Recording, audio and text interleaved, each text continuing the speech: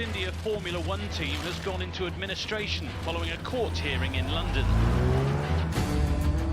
Administration is there to provide the opportunity to rescue and save. So no one's giving up. The team needs real funding to make sure it delivers the potential that Artmar says you can all deliver. As long as we stay together, we will find the best possible financial solution and ownership going forward. The future for Force India has been dominating the headlines over the summer. The team has survived after the administrators reached agreement with a consortium of investors on a rescue package. The consortium is led by billionaire businessman Lawrence Stroll, father of 19-year-old Lance Stroll. So, could Lance soon be driving for his dad's new team? For the moment, I'm here at Williams. I'm not sure what I'll be doing in the future. We'll see what my father decides to do with me. He's a nice guy. I hope he'll take me.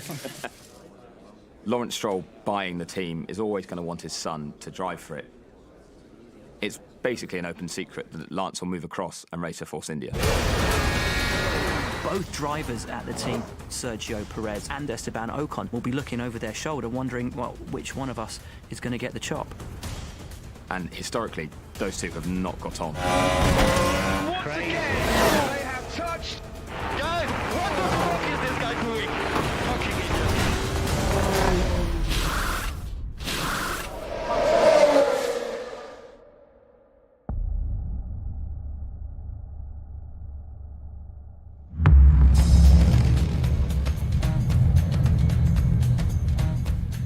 Welcome to Spa for the Belgian Grand Prix. It's an important race for the teams, and none more so than Force India. The pressure's on to impress new boss, Lawrence Stroll. How long are we going to wait? My name is Otmar Safnauer, and I'm the Chief Executive Officer and Team Principal of Racing Point Force India Formula One team. It would have been a disaster disappearing mid-season. So it was tricky times, but we came out of it. The team is pretty much unchanged. Same people, same car, same desire to do well. But Lance coming to the team is probably what will happen. What it means now is losing one of our drivers.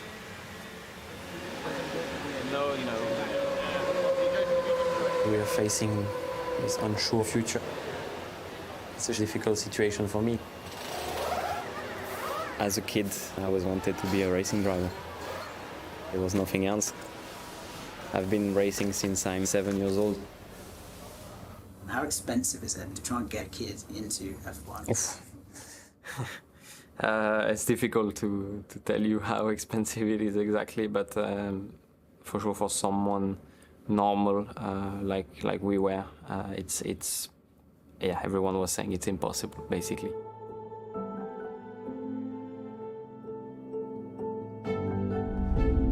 My parents, they don't have a lot of money. They sacrificed a lot. We were living in a caravan for a few years, so we could go to races.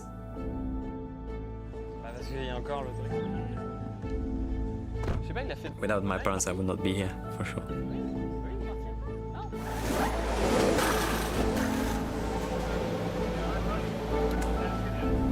Esteban's story is amazing.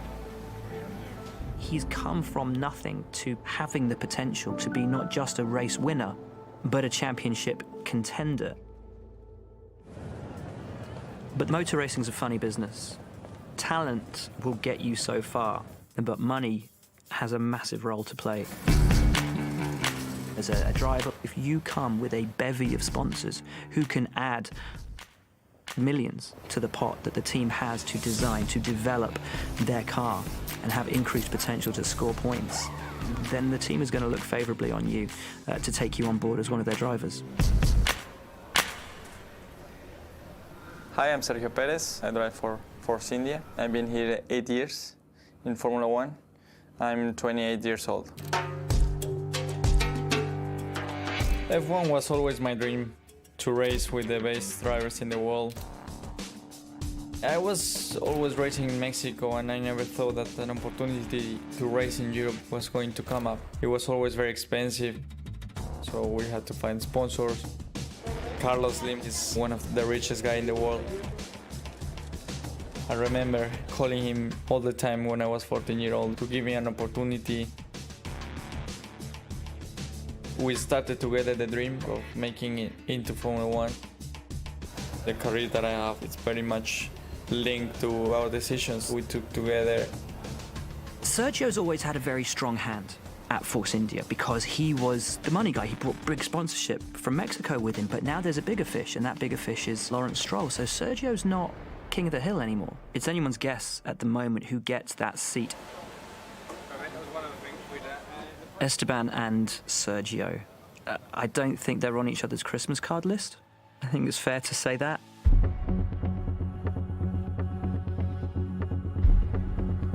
Formula One is massively competitive, but the situation with Ocon and Perez in 2017 went beyond the point that I think any of us thought that it would. You've got to understand the psychology and the dynamics of the team and how that worked. You know, Esteban had to quickly make a name for himself. He was a rookie. Sergio, he had to assert himself as the driver that was with the team the longest. This is two teammates scrapping away here. Ocon's going to go for it again, trying to get past Perez, but here comes Vettel in the Ferrari. Up the inside into turn one, Ocon slithers out wide, and the two Force Indias, after fighting each other, have lost a place. He moved at the last moment. What is this? It's not fair racing at all. Esteban, did your teammate cost you a chance at your first Formula One podium today? Yeah, I think so, for sure. But that's racing, you know, and that's not going to take away my smile. Are you racing for Sergio Perez, or are you racing for Force India? No, of course I'm racing for my team, you know. I think I just defend the position as I will do to anyone. The two Force Indias vying for position. Perez gets ahead of Ocon as they come into the left-hand room too, and they make contact. Both damaged. His front wheel Damaged. What did Esteban do, guys? I think it was just over-aggressive. I think what happened today is totally unacceptable for the team. He says that you gave him no room, says that you squeezed him against a wall, cost the team a potential win today. That's what he said? Okay. Well, if that's what he said, you know, I'm not going to comment. Both Sergio and Esteban, they're both looking at their future.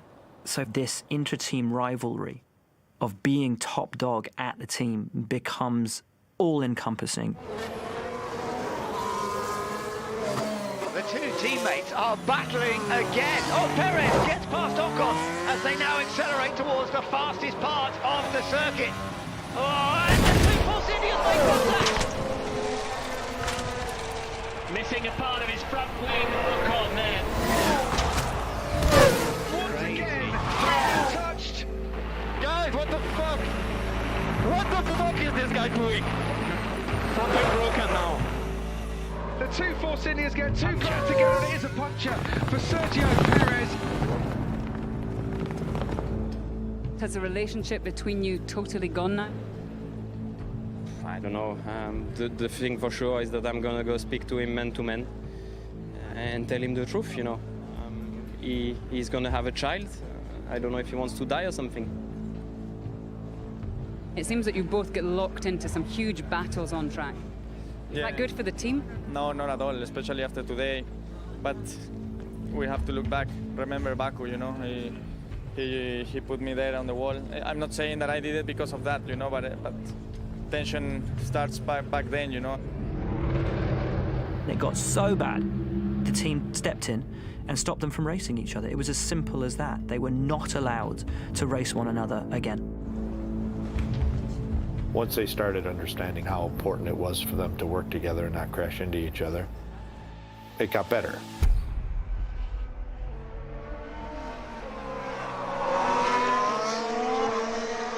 It's time for qualifying here in Spa. Esteban Ocon and Sergio Perez are used to fighting each other for points, but now they're fighting for a seat. Who can show what they're capable of at one of the most challenging and treacherous tracks in the world? Rain in the air, it would be. It's Spa.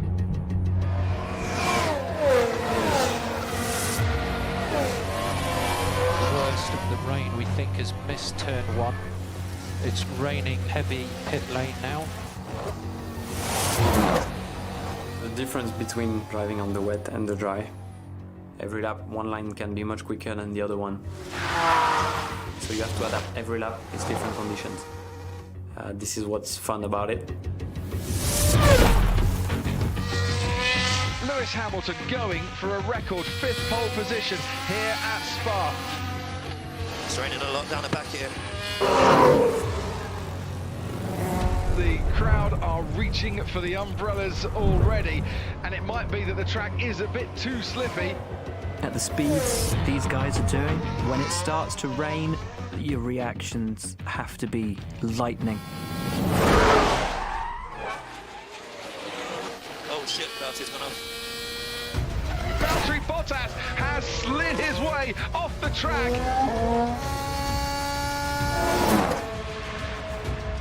Fuck his shit, man. Fuck his shit. They've got to get on the right line. They've got to spot every braking point. And it's Hamilton with the fastest lap time so far. That was one tough lap to do. Sergio Perez looks set to take 4th, an amazing result for Force India, if he can hang on to it. Checo P4, P4. Good job, guys. There are challenges still to come from Esteban Ocon. When I was a kid, there was a lot of time spent on the rain. When all the kids were stopping because it was too wet, they were getting wet, I was keeping going even when I had freeze hands where I couldn't move. I was crying after that, but while driving I was not feeling anything. I was pushing to be the best I could.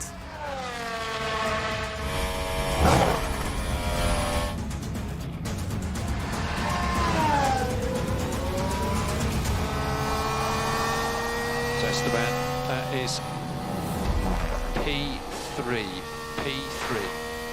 You're joking, you're joking. Ocon goes 3rd fastest, his best ever qualifying in Formula 1. Yes! The rain came down to give Force India one of their greatest ever days. They're waiting for you on the grid. You need to line up in P3, which is to the left-hand side. It's Hamilton, Vettel, you. Oh my God. Esteban Ocon's qualifying performance in Spa was absolutely astonishing.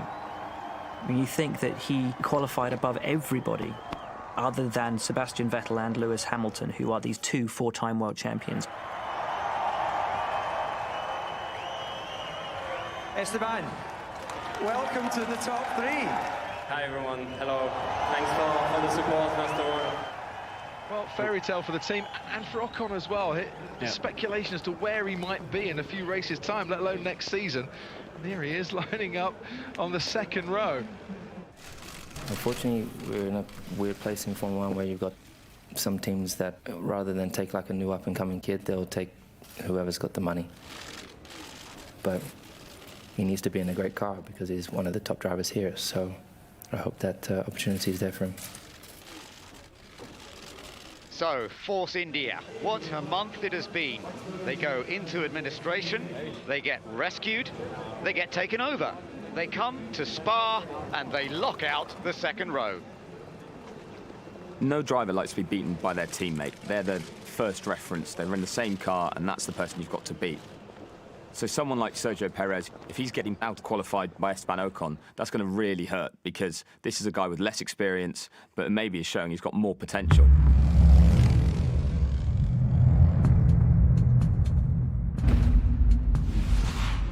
we're minutes away from racing here at the Singapore Grand Prix.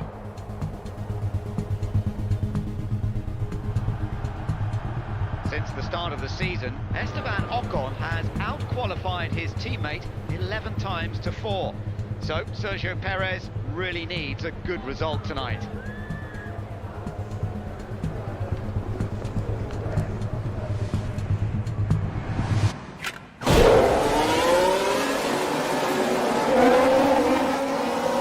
Good start for Esteban Ocon.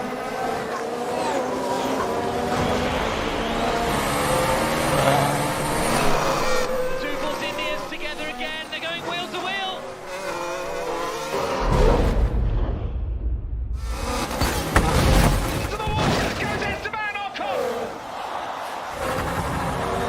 I got hit by Sergio badly.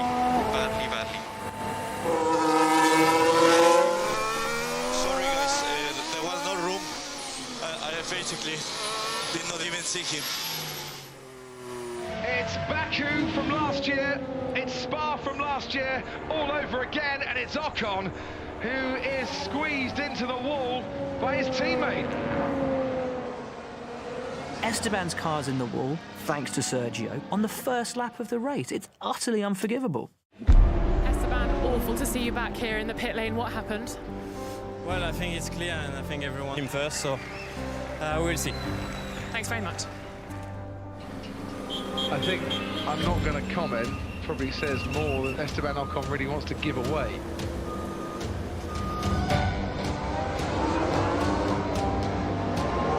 So one Force India car out of the race.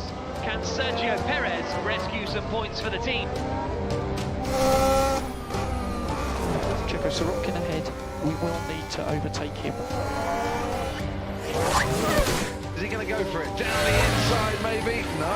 Sergio Perez very nearly ran into the back of Sergei Sorokin. Man, Sorokin is moving so much on the braking. Too much, man.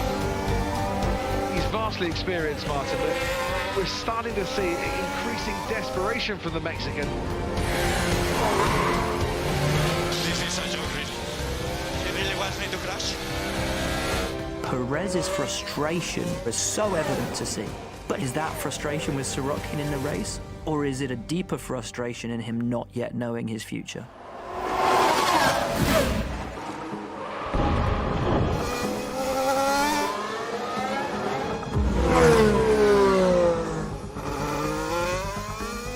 Sergio Perez finally finds a way past Sergei Sorokin.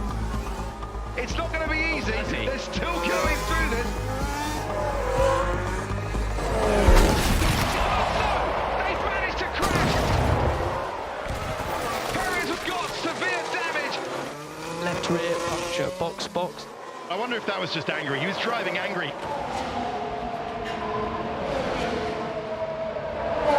Singapore was, I think, a very visual representation of what's going on in Sergio Perez's head.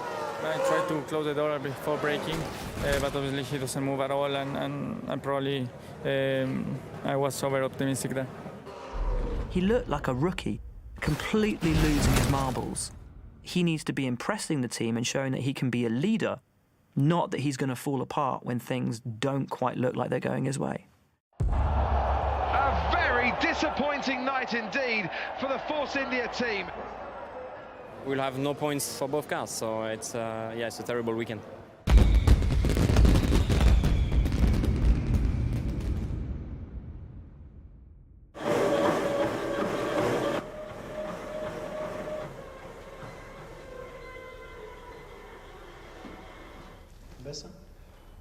Now it is a crucial time.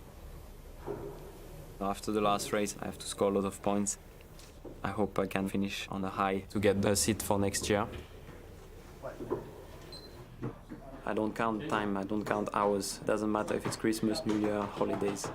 Because the most important thing in sport is to perform and is to do a great job and to be different than the others.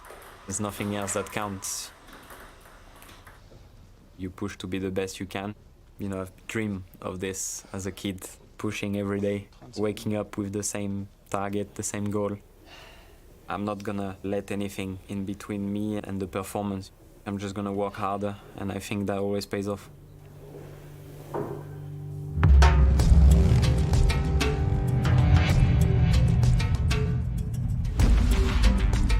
We're here in Mexico City for the start of the Mexican Grand Prix. Al final de cuentas, tú logras escuchar todo el apoyo de la gente. It's a huge race for home favourite Sergio Perez. And there's some big news for his team, Racing Point Force India.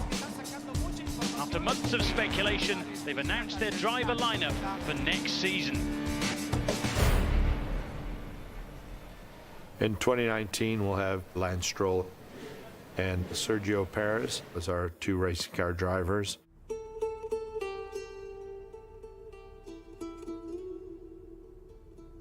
Next year, my situation is still, quite blurry. I don't really know what I will be doing.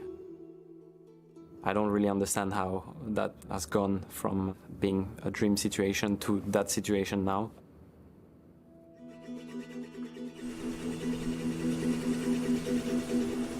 We saw talent in Sergio, and yes, he came with the backing of Carlos Slim, so for us it was an added benefit because funding does correlate highly to performance, and we need all the funding we can get. But first and foremost, he's there because of his talent.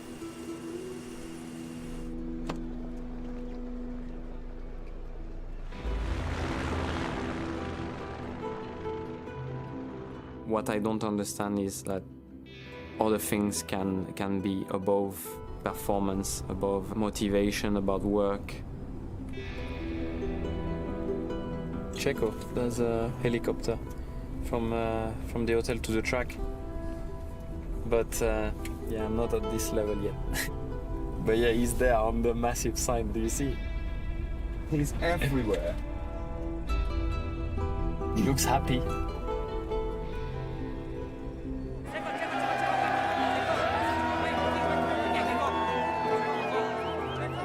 Giving it all my heart to be here, and I'm giving it all I can. But unfortunately, there's other things that comes in play, and that's what I don't really understand, and that's what disappoints me a bit so far. Are you looking forward to driving with Lance? It's just the lack of opportunities that this sport offers. We only have 20 seats. It just happens. One day it's gonna be me.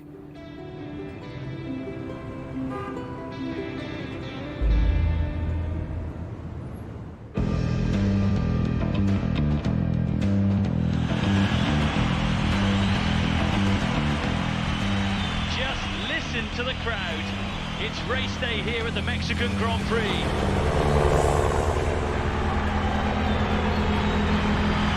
Fingers crossed, and I'm sure the whole of Mexico are keeping their fingers crossed for Sergio Perez, who fancies his chances for a really strong points finish in today's race. I think very few drivers in the world get to experience that amount of support from their countries. It is another pressure. You try to be perfect, and you really work hard, and you really try to focus on your thing. No love lost between Sergio Perez and his teammate Esteban Ocon. I'm sure Ocon will want to prove what he's made of before he leaves Force India.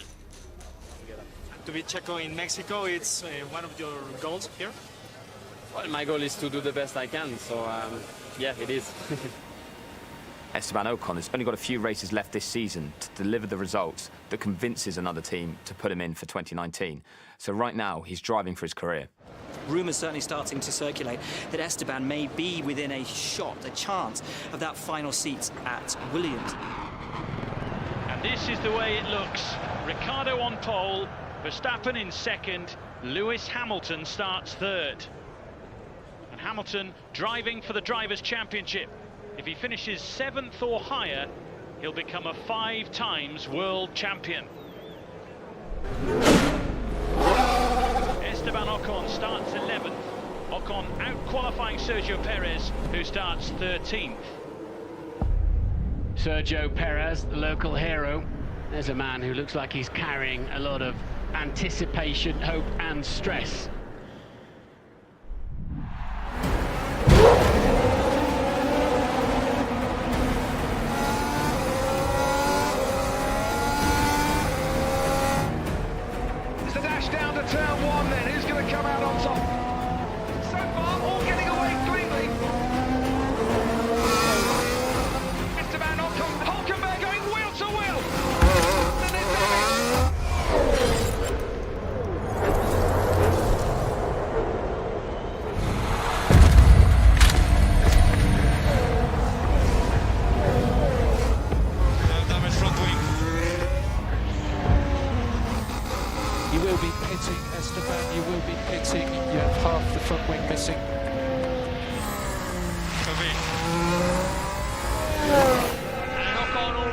into the pits. He's gone from 11th to last in 3 corners.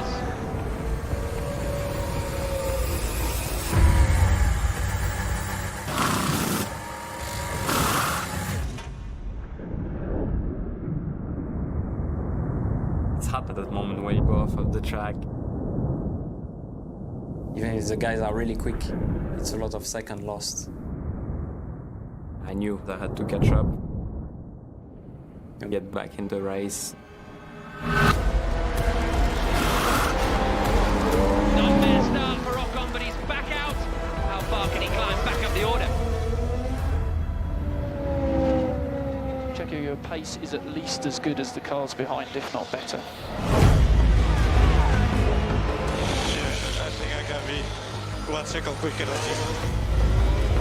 At that point in the race, I was focused on trying to achieve the best I possibly could.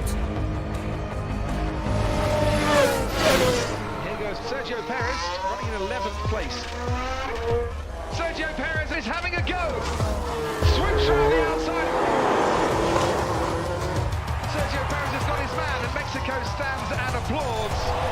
Brilliant moving, brilliant overtaking. So Esteban, we need to be pushing up to Sorokin as much as possible now. Ocon in the Force India, running in 16th. A long, long way to go to recover the damage from the opening few laps. Now he's behind Sergei Sorokin in the Williams. At that moment, I knew I had to push hard.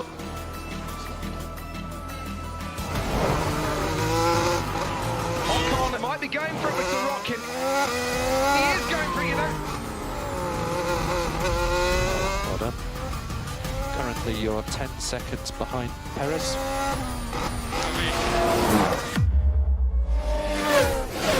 Perez is having a go. Is he going to try and launch one? He is down the outside. Perez swoops around the outside of Charles Leclerc.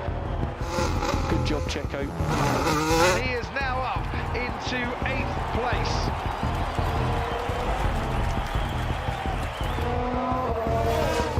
I was doing a great, fantastic race.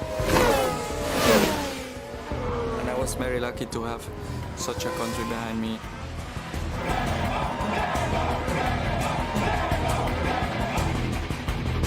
But then things changed quickly. To protect that one left. I have... Checo, understood.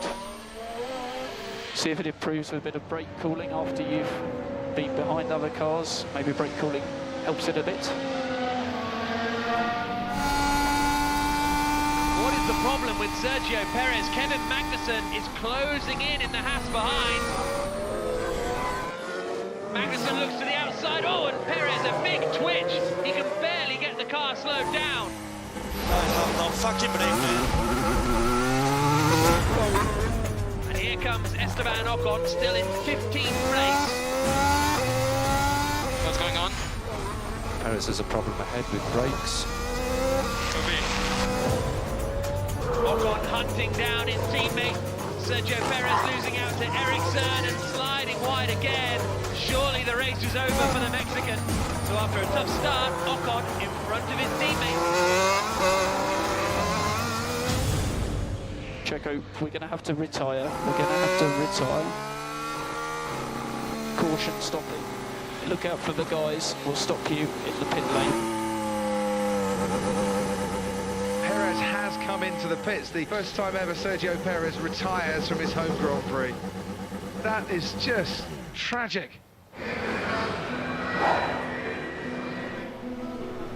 It was really hard, you know, really difficult to digest. You work the whole weekend so hard with the team. And yeah, unfortunately we get that issue.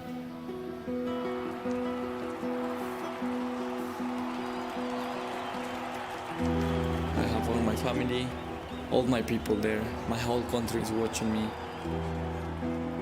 And they all want me to do incredibly well. It was very tough.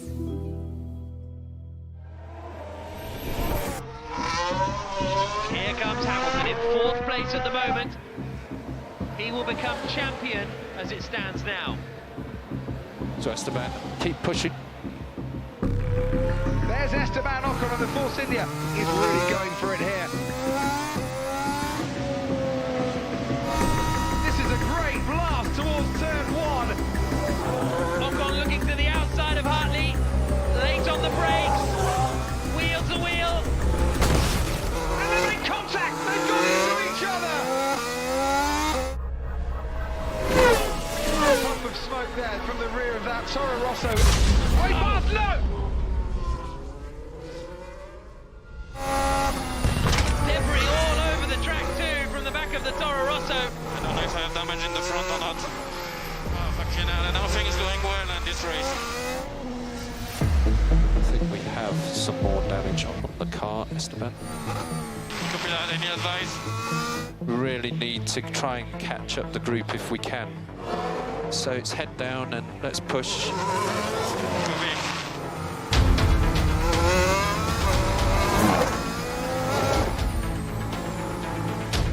Gasly behind. So watch out, Gasly. On board now with Pierre Gasly. Is he going to try and launch one? He is down the outside. And they come close, but they don't touch.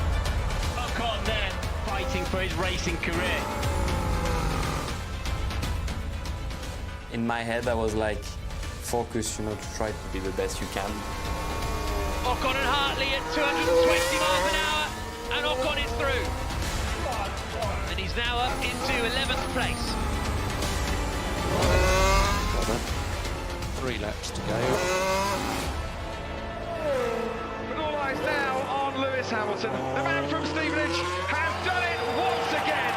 A 5-time champion of the world.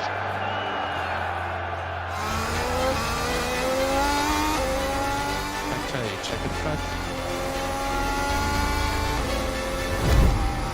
Well done. And Esteban Ocon crosses the line to finish in 11th place. The fact that Esteban came home 11th in Mexico, I think tells you everything about the guy. He took contact on the first lap, and yeah, he made contact later on in the race, and many drivers might have retired the car, but he still brought it home. I find it hard to believe that Esteban could end up out of a seat for next season.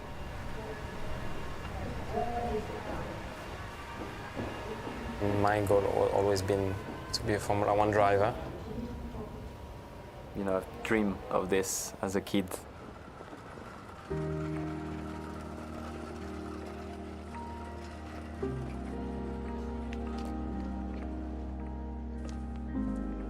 And now, I still have no seat for next year.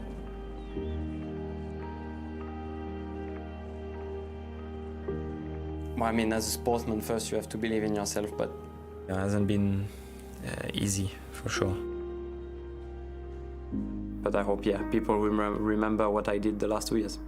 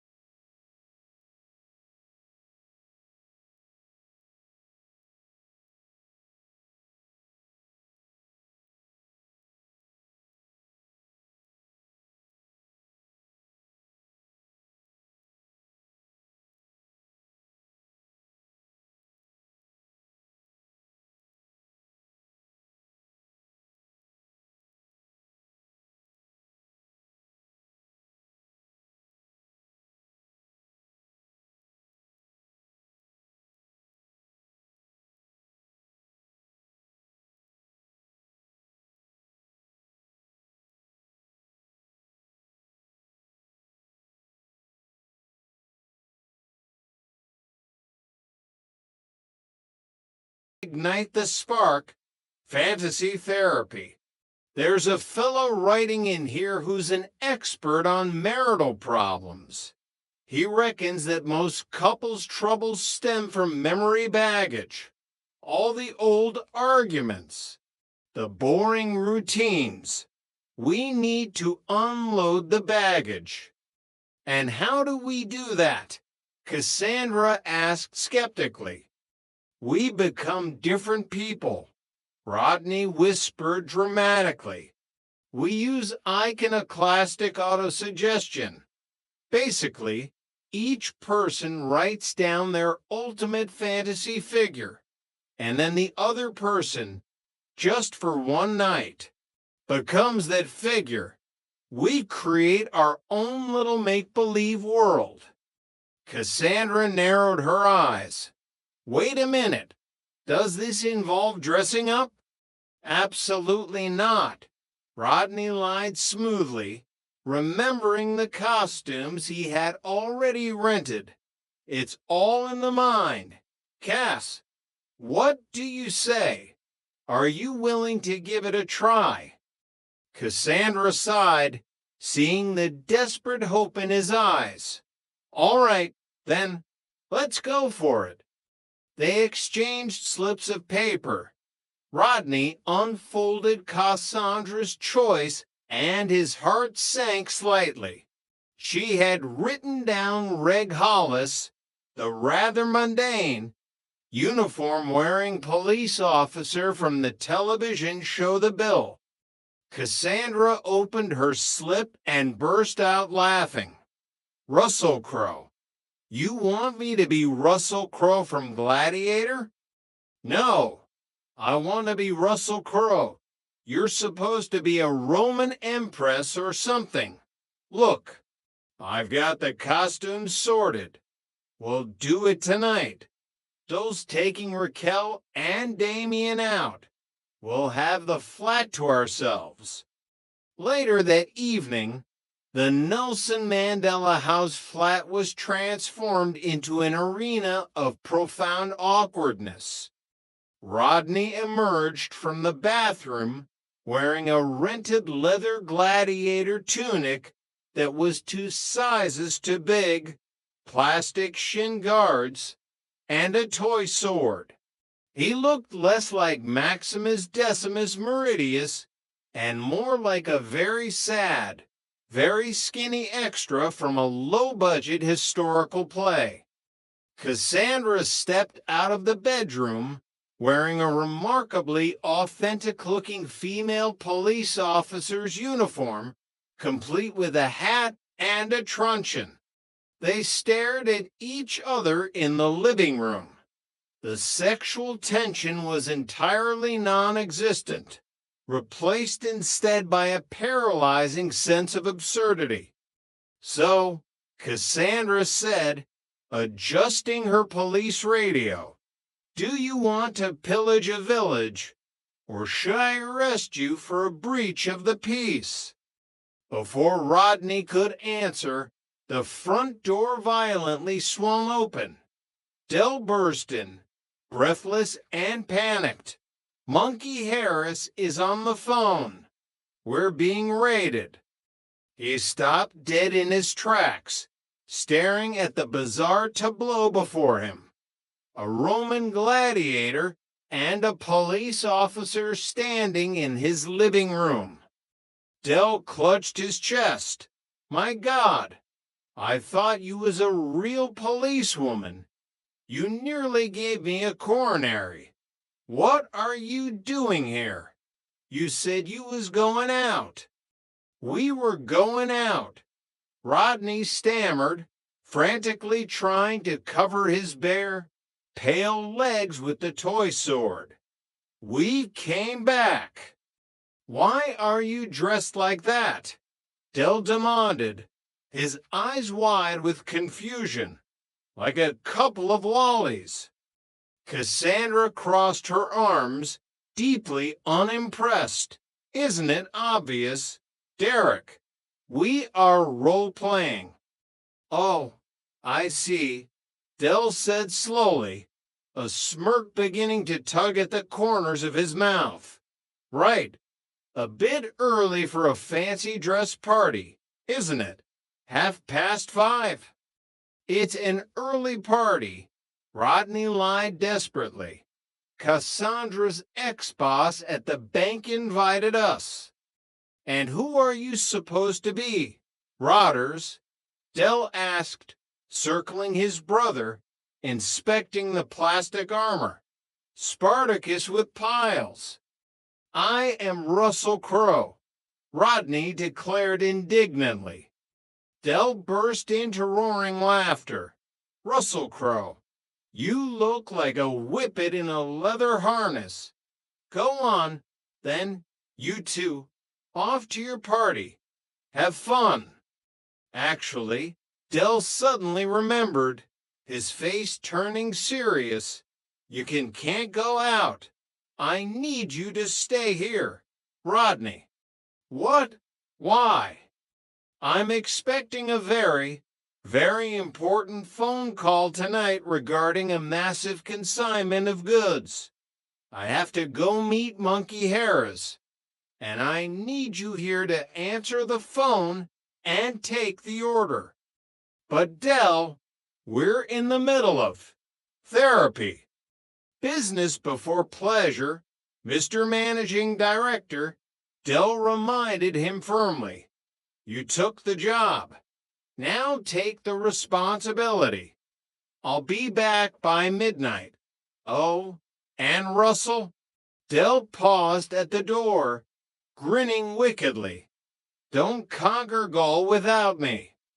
He slammed the door, leaving the gladiator and the policewoman to sit in silence on the floral sofa, the mood thoroughly and permanently ruined. Chapter 7, The Rainbow Road. Thursday night arrived, and with it came the moment Del Boy had been building toward to save their financial skins. He had actually managed to pass the auditions and get onto Gold Rush. The studio lights were blinding, the audience was roaring, and the host, Jonathan Ross, was bouncing around the stage with manic energy. Sitting in the green room, Del wiped a layer of sweat from his forehead. He was wearing his best suit, a sharp gray number with a subtle pinstripe. He looked the part of the successful businessman, even if his bank account was currently weeping. Welcome to another edition of the show that is taking the country by storm. Jonathan Ross yelled to the cameras. This is the fastest game show on TV. This is Thursday. This is live. And this is Gold Rush. Del was introduced alongside to other contestants. Mike, a financial advisor from Merseyside, and Janice, an amateur opera singer from Newquay. Through a combination of sheer luck, quick reflexes, and his competitors' catastrophic errors, Del managed to navigate the early rounds. He guessed his way through a question about African mountains Kilimanjaro. Any idiot knows that Fuji make cameras, and survived a challenge from Janice that doubled his money. He was on a winning streak. The studio audience was firmly behind the charismatic, fast-talking Londoner. The lights around the stage changed from green to blue to purple as he advanced up the prize ladder. Derek, Jonathan Ross said, the tension music pulsing in the background. You are doing incredibly well. You are currently sitting on 25,000 pounds. The audience gasped and applauded. Del swallowed hard. 25 grand. It was more than half of what they owed the taxman. It was a lifeline.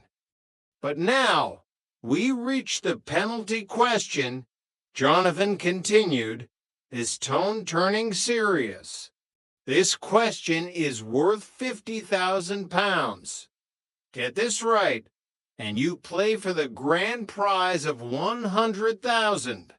But get it wrong, and you lose everything. You drop back to zero. Dole's mouth felt like sandpaper. Let's ave it, Jonathan. He who dares wins. All right, for £50,000. Here is the question. The giant screen behind them flashed the text. Which classical guitarist wrote the opera The Child and the Enchantment? A Ravel. B. Segovia. C. Rodrigo. Del stared at the screen. The names swam before his eyes. He knew about as much regarding classical guitarists and obscure operas as he did about quantum physics. He was a man of the pub jukebox, not the Royal Albert Hall. I think I know this one, Jonathan. Del bluffed, playing to the crowd. He rubbed his chin thoughtfully. I think it's Ravel. Or, I keep thinking, it could be Segovia. Then again, it might be Rodrigo. Jonathan smiled. Well, Derek, you're right. It's definitely one of those three. The audience chuckled. Del felt a cold sweat prickle his neck. He couldn't risk it. Not $50,000. Well, in that case, Jonathan, Del said, his voice tightening, I'm going to have to use me old SOS lifeline, aren't I? I think that's probably wise. Jonathan agreed. Who would you like to be your savior tonight? Derek. My brother, Rodney. He's got to GCEs. He's the managing director of our firm. A very smart boy. Okay, let's get Rodney on the line. Back in the flat in Peckham, Rodney was miserably watching the television, still wearing his Russell Crowe gladiator tunic, having been unable to figure out how to unbuckle the complex leather straps. The phone on the table rang shrilly. Oh, piss off, Mickey, Rodney shouted at the phone, assuming it was another prank call. You're getting on my tits now.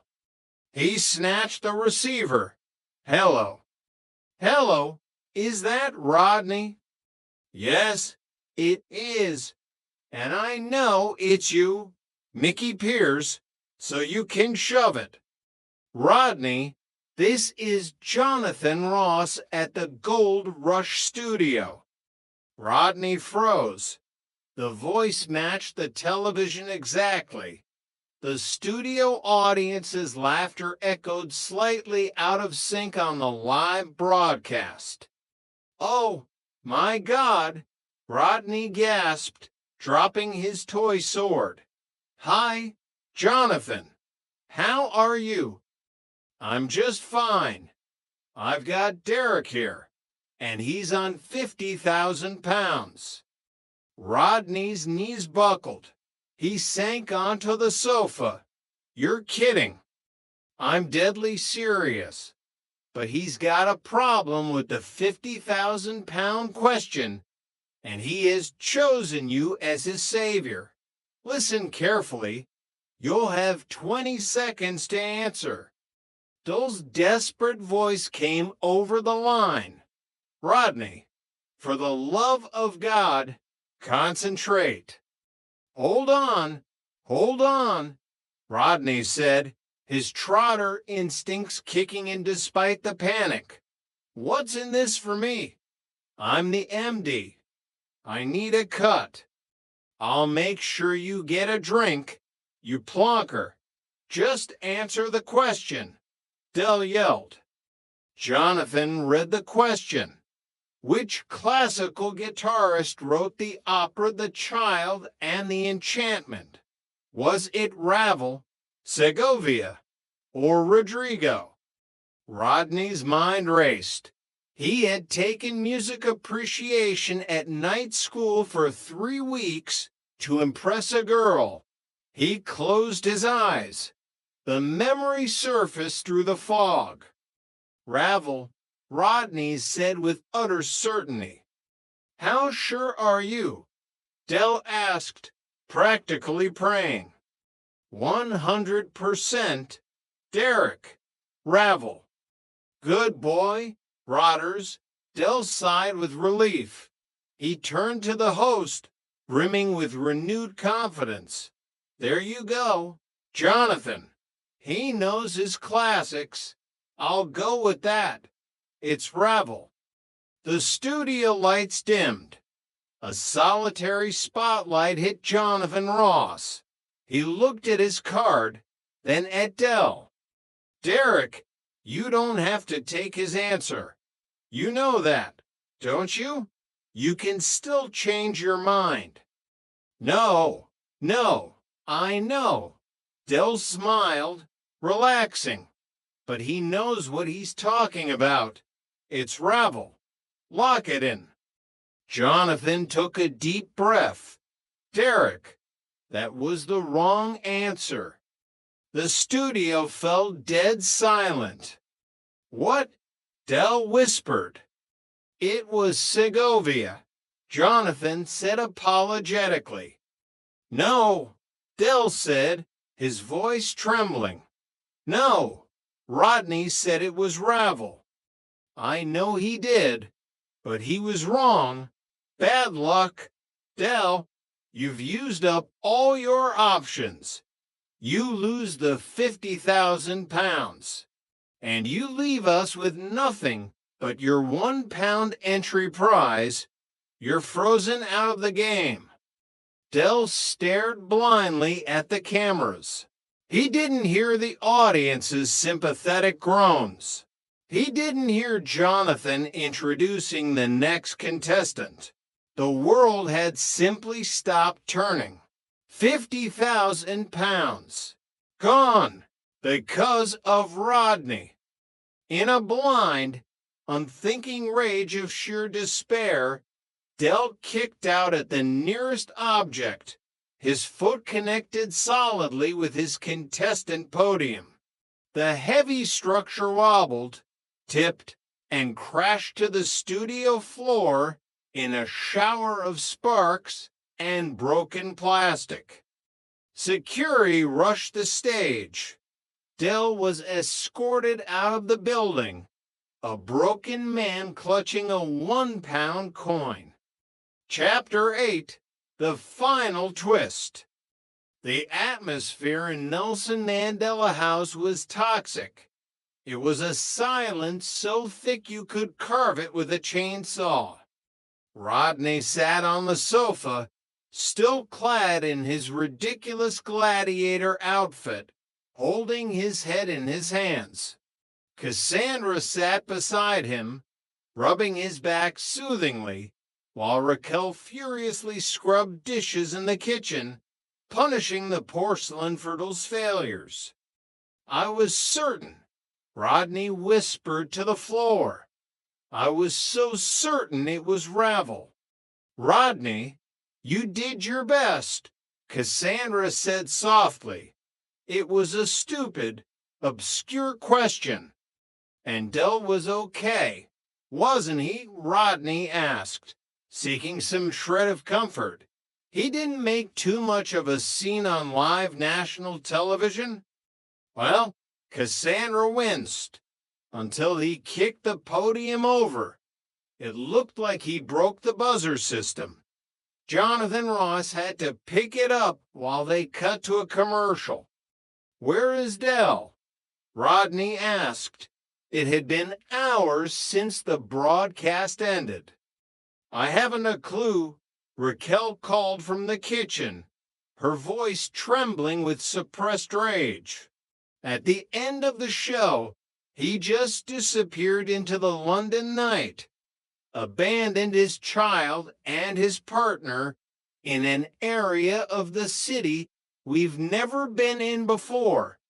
Thankfully, the studio felt sorry for us and paid for a cab home.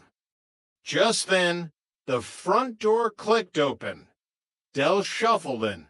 He looked like he had aged 10 years in 3 hours. His suit was crumpled, his hair disheveled, and he carried the distinct aroma of cheap street corner hot dogs and profound defeat. He didn't look at any of them. He just walked to the armchair and collapsed into it. "What the hell happened to you?" Raquel demanded, marching into the room with a wet dishcloth. "I went out," Del mumbled, staring at the blank television screen. "Oh, good, long as I know." "Del," Rodney started, his voice cracking. "I'm sorry. I could have sworn it was Ravel. I really thought it was." "And so could Cassandra, couldn't you?" Del asked, his voice eerily calm, lacking its usual fire. "Yes, I could." Cassandra defended her husband. Del finally looked at them. The anger was gone, replaced by a hollow, crushing despair. "Well, you're both a pair of dipsticks, then, aren't you? And as for you," he pointed a shaking finger at Rodney, "you are never, ever going to borrow my Capri again.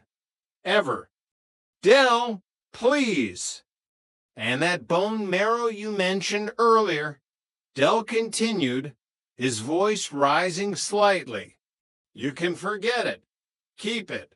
Because obviously, everyone with half a brain knows that Ravel makes shoes. It was a trick question, and you fell for it like a ton of bricks." "Shoes?" Rodney blinked. Maurice Ravel was a French composer. Del. "I don't care if he was a French baker," Del shouted, finally snapping. "He didn't write the bloody opera, did he? Segovia did. I lost 50 grand. For the rest of my life, getting that question wrong in front of my family, my friends, and the entire British nation is going to be the most embarrassing thing that has ever happened to me." He glared at Rodney's leather outfit. "Although, coming home to find my managing director dressed as an extra from a sword dance sandals epic is a close second." The telephone rang. It was a harsh, jarring sound that made them all jump. Nobody moved to answer it. They were paralyzed by the sheer exhaustion of the day's events. "Hello," Cassandra finally answered, picking up the receiver. "Yes, he's here. Can I ask who's calling, please?" She covered the mouthpiece, her eyes widening. "Del, it's the producer of Gold Rush. A man named Bill. He wants to talk to you." Del groaned, burying his face in his hands. "Oh, my God. What's he want? I bet it's about that podium I kicked over. I bet they're going to sue me for criminal damage now, haven't they? It's just the icing on the cake." He reluctantly took the phone. "All right, I'll speak to him. Hello. Yes, this is Derek Trotter. Send me the bill for the plastic. I'll pay it in installments." He listened. The color slowly drained from his face, and then, miraculously, began to rush back in. His eyes widened. His jaw went slack. "What? No, no, Del stammered. He said there's been a mistake.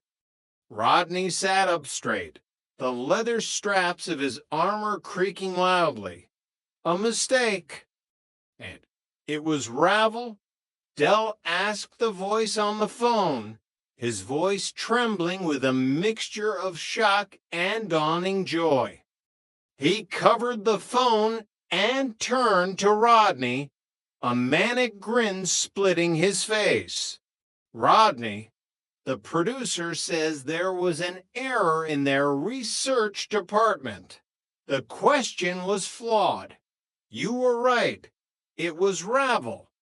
I knew it, Rodney shouted, leaping up and punching the air with his toy sword. I knew I was right. Del turned back to the phone, his confidence returning in a tidal wave. Yeah, I'm still here, Bill. Yeah, he said I can take the 50,000 pounds as an apology and go back on the show next week to play for the 100 grand. Yes. Del did a little jig in the middle of the living room. Raquel gasped, clapping her hands over her mouth. They were saved. They were actually saved. But then, the pub jukebox from the Nag's Head echoed loudly through the telephone line. Del heard the distinct sound of a pool cue hitting a ball, and a muffled, snickering laugh that sounded remarkably like Mickey Pierce. Del's face hardened. The joy evaporated instantly, replaced by a cold, furious certainty. Oh, have a day off, will you, you lot? Del sneered into the phone. Del, what are you doing? Rodney asked, confused. Who do you think this is? Del said to the phone, his voice dripping with venom. Hey, look, I can hear the jukebox in the pub in the background. It's bloody Mickey Pierce again, ain't it? Trying to pull another prank on the Sultan of Brunei's right-hand men. Del, are you sure? Cassandra asked nervously. I'm positive, Del shouted, highly offended. I'm going to move. No, no, no. Get to the back of the queue. Mickey, you're not having me over twice in 1 week. Del puffed his chest out, a righteous, vengeful anger taking over. Don't worry about the money, Bill. Yeah, I'll tell you exactly what we would like you to do with our winnings. Since you're so generous, give all the 50,000 pounds to charity. Yeah, every single penny of it. Rodney screamed, diving across the sofa to grab the phone. Del, no. Del easily pushed his skinny brother away, still talking into the receiver. And if you phone here once again with your stupid pranks, Mickey, I'm going to come down to the Nag's Head and kick your arse into shredded duck. Goodbye. Del slammed the phone down with a triumphant thud. See, that's how you deal with pranksters. Show 'em you don't care. The room was completely, utterly silent. The air was thick with a new, terrifying kind of tension. Del, Rodney whimpered, pointing a trembling finger at the television screen in the corner. They had left the TV on, muted, tuned to the 24-hour news channel. Breaking news text was scrolling across the bottom of the screen. Breaking, BBC apologizes for game show error. Gold Rush producers confirm contestant Derek Trotter was incorrectly penalized. MR. Trotter has been contacted and has nobly donated his 50,000 pounds winnings to charity. Dell stared at the screen.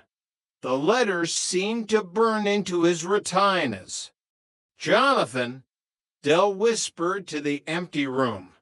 He said give the 50,000 to charity. What a nice guy. Rodney fell to his knees, his gladiator helmet rolling across the cheap carpet. Raquel simply turned around and walked back into the bedroom, quietly closing the door.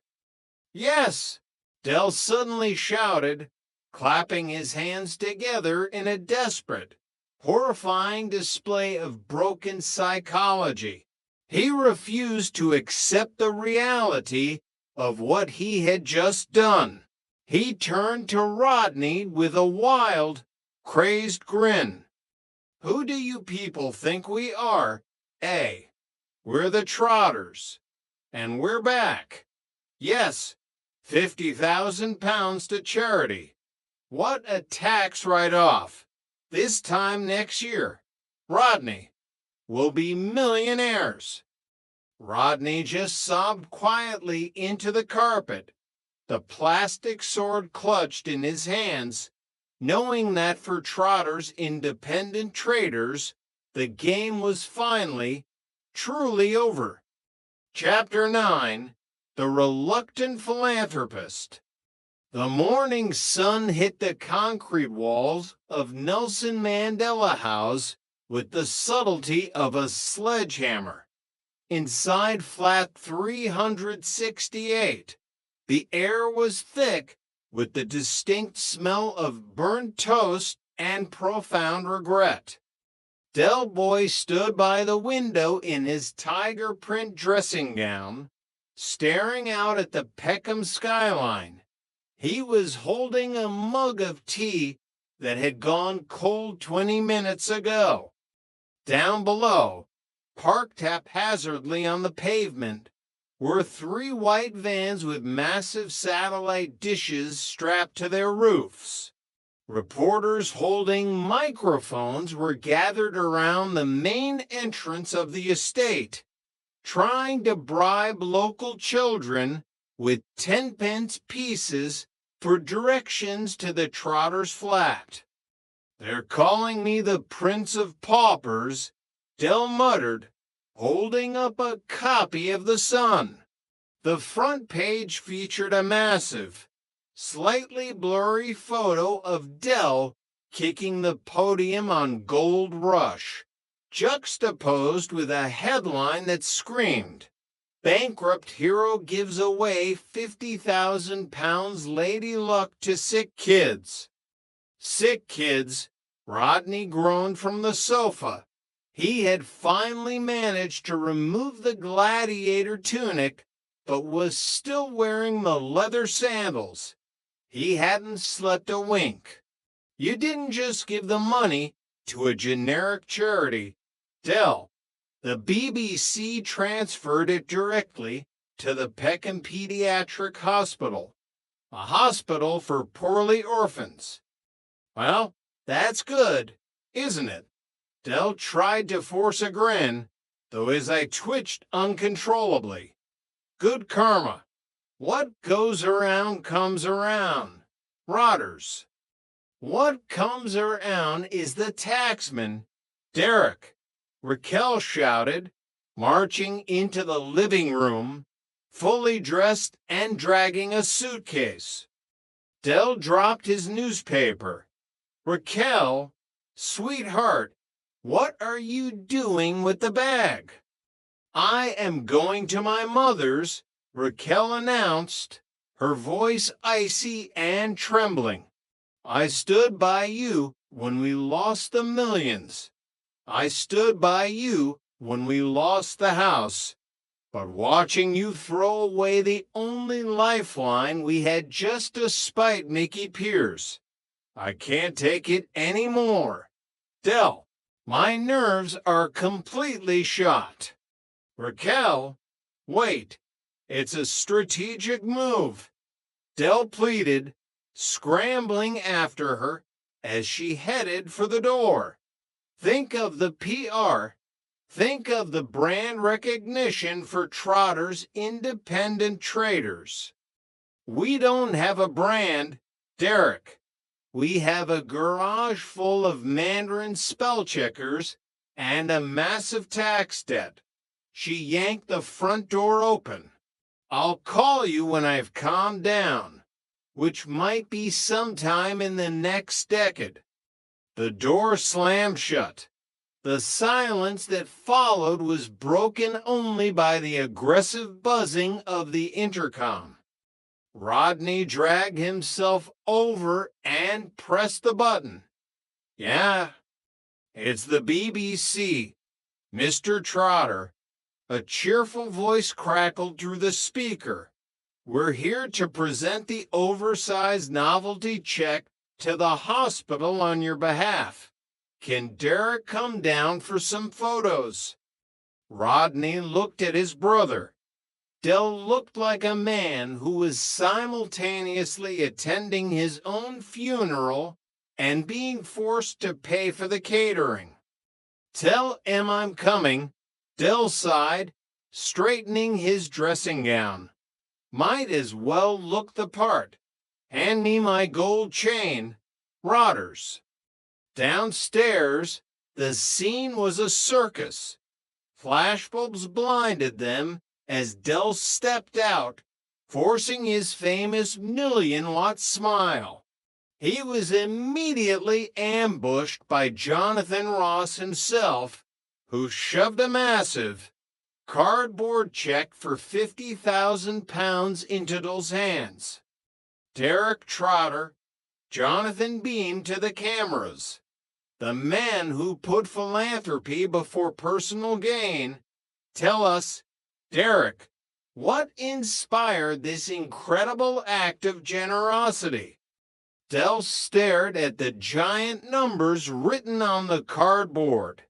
£50,000. He felt physically sick. He wanted to grab the cardboard, fold it up, and run to the nearest bank. Well, Jonathan, Dell said, his voice straining, I've always believed that money isn't everything. It's about giving back to the community, the little uns, the poorly little uns. They need it more than me. Even though you are officially bankrupt, a reporter shouted from the back. Dell's smile tightened into a grimace. Temporary cash flow issues, that's all. The Trotter empire is merely restructuring. Besides, he who dares wins. And today, the kids are the winners. The crowd applauded. An elderly woman from the estate wiped a tear from her eye. Even Rodney felt a strange, confusing pang of pride before remembering they couldn't afford to pay the electricity bill next week. As the cameras stopped rolling and the crowd began to disperse, Dell pulled the BBC producer aside. Listen, Bill, Dell whispered frantically, clutching the man's lapels. About that money, is it, legally finalized? I mean, couldn't we say I was under emotional duress? Temporary insanity? The producer laughed heartily, clapping Dell on the back. Oh, Derek, you're a joker to the end. Don't worry, the transfer went through electronically at 9:00 a.m. It's fully processed. You're a hero, mate, a national treasure. Dell watched the producer walk away. A national treasure. He felt more like a national disaster. Chapter 10, The Loophole. By Wednesday, the media circus had moved on to a scandal involving a minor royal and a horse leaving the Trotters to face the harsh reality of their situation. The flat was quiet. Raquel was still at her mother's. Cassandra was working late at the bank to cover the rent. Rodney, fulfilling his duties as managing director of Trotter's Independent Traders, was sitting at the dining table surrounded by piles of tax documents, legal books he'd borrowed from the library, and an empty bottle of aspirin. Del was lying on the sofa, staring at the ceiling, tossing a single 1-pound coin into the air and catching it. It was the only physical money he had walked away with from Gold Rush. There's gotta be a way out. Rotters, Del muttered, missing the catch and letting the coin bounce onto the floor. There's always a way out. We just need to find a new angle, a new product. We don't have any capital to buy new products, Del, Rodney said, aggressively flipping a page in Tax Law for Dummies. We owe the Inland Revenue $48,750 for pounds. We have exactly 12 quid in the company account, and 9 of that belongs to Trigger because I promised him a refund on a dodgy watch. Rodney rubbed his eyes. Wait a minute, he murmured, his finger tracing a line of text in the book. What? Del asked, sitting up slightly. Gift aid, Rodney said slowly. Charitable donations. Don't talk to me about charitable donations, Del groaned, lying back down. It depresses me. No, listen to me, Del. Rodney stood up, pacing the room, his intellectual gears finally clicking into place. You're a bankrupt. You owe the taxman 48 grand, right? Right. But last week, you made a legally documented, publicly verified donation of £50,000 to a registered charity. Don't remind me. Del, in the eyes of the law, charitable donations are tax deductible.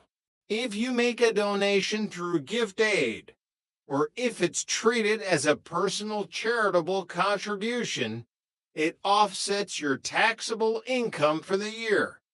Del stared at him, his brow furrowing. But I don't have an income. I'm bankrupt. I owe them debt from previous years. Rodney grabbed a piece of paper and began scribbling frantically. Yes, but the BBC paid you the 50 grand as income from a game show. Technically, for about 5 minutes. You earned £50,000, which the taxman would have immediately seized to pay off your £48,000 debt. Exactly, Del sighed. So I would have been left with £2,000. But Rodney shouted, slamming his hand on the table, because you donated the entire 50 grand directly to charity before the taxman could seize it.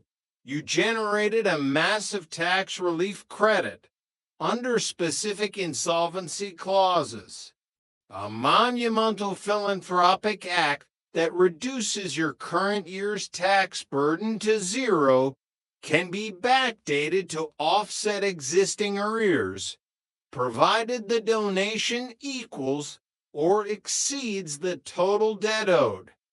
Del slowly swung his legs off the sofa. Speak English, Rodney.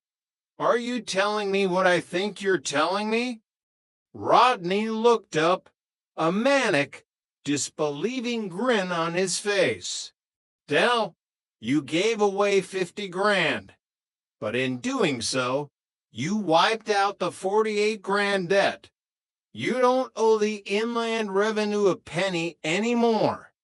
Your bankruptcy conditions can be discharged.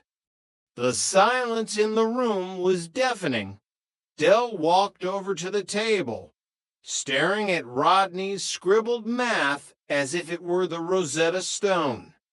You mean to tell me, Dell whispered, that by accidentally giving away a fortune because I thought Mickey Pierce was winding me up, I actually saved us from ruin? It's a loophole. Rodney laughed, the relief washing over him like a warm shower. A massive, ridiculous, 1 in a million loophole.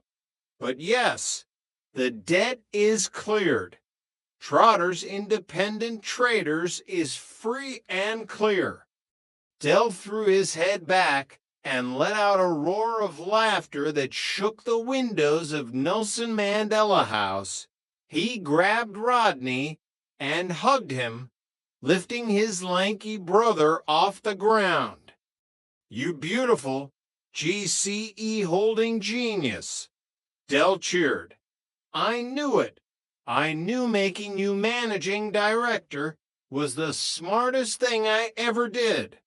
Technically, it was a clerical error by the BBC that set it up, but I found the law. Rodney grinned. We're back in business. Rodders, call Raquel. Tell her to pack her bags. She's coming home. Call Cassandra. Tell her we're celebrating down the Nag's Head tonight. Dell picked up his 1-pound coin from the floor, kissed it, and put it in his pocket. He who dares wins, Rodney. Even when he loses, he wins. Chapter 11, The Biographer Returns. The celebration at the Nag's Head was legendary. Dell, riding high on the revelation that he was no longer a hunted man by Her Majesty's government, bought drinks for the entire pub on Cassandra's credit card, which she reluctantly allowed just this once. Even Mickey Pierce, who had inadvertently caused the entire charitable donation disaster, was forgiven, mostly because Dell enjoyed lording his new philanthropic hero status over the younger man. The next morning, the hangover in the Trotter flat was of biblical proportions. Dell was nursing a cup of black coffee when the telephone rang. Rodney, groaning, picked it up. Trotter's Independent Traders. Managing Director speaking. Please don't shout. Ah, Rodney, it's Justin. The smooth, cultured voice of the biographer echoed down the line. I hope I'm not disturbing you? Rodney sat up. Justin, no, not at all. What can we do for you? Dell perked up, waving his hands to signal Rodney to put the phone on speaker. Well, gentlemen, Justin continued, his voice crackling slightly through the cheap plastic speaker. I must say, I have been following the news regarding Derek's exceptional generosity. Ah, yes, Dell leaned into the phone, adopting his most humble tone. Just doing my bit for the community. Justin, the money's not important. It's the smiles on the little children's faces that count. Quite, Justin said, though he sounded slightly amused. The thing is, Derek, your story has caught fire. The public is fascinated by you. The man who had millions, lost it all, won a fortune back on television. and immediately gave it away to orphans. It's Dickensian. It's poetic. It's true, Dell agreed solemnly. I pitched the angle to my publishers, Justin revealed, his voice dropping to a conspiratorial whisper, and they are absolutely desperate to secure the rights to your official biography. They see it as a bestseller. The Peckham Phoenix, The Rise, Fall, and Redemption of Derek Trotter. Dell looked at Rodney, his eyes wide. A book about me, about both of you, Justin corrected. The Trotter brothers, the unbreakable bond that survived wealth and poverty. How much? Rodney asked, his managing director instincts kicking in before Dell could say something stupid. The publishers are willing to offer a substantial advance, Justin said. Given the current media hype, they are prepared to offer you £50,000 for the exclusive rights. The number hung in the air.